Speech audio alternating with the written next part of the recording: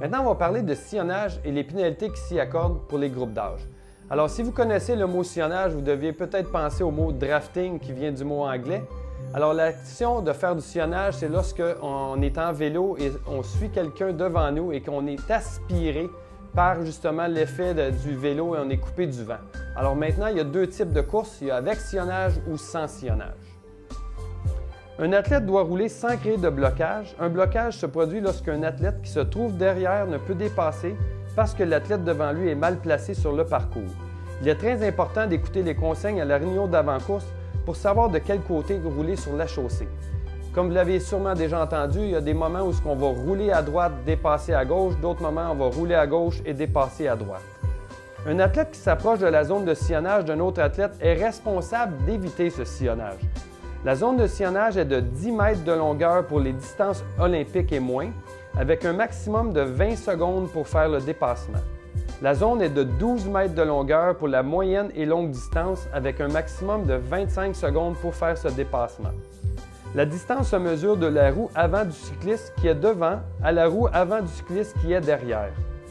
Il est aussi très important de dire que lorsqu'un athlète entre dans la zone de sillonnage d'un autre athlète, il a l'obligation de progresser dans la zone et de le dépasser. On ne peut pas entrer dans la zone et en ressortir, même à l'intérieur du temps alloué. Voici la définition d'un dépassement. Un athlète est dépassé lorsque la roue avant d'un autre athlète devance la sienne. Une fois qu'un athlète s'est fait dépasser, il a 5 secondes pour sortir de la zone de sillonnage de l'athlète qui vient de le dépasser. C'est de sa responsabilité de le faire, ce qui implique parfois de devoir ralentir et parfois même freiner. Et la zone de sillonnage est encore plus grande pour les véhicules motorisés, soit 12 mètres pour une motocyclette et 35 mètres pour tout autre véhicule, que ce soit des autos ou des camions.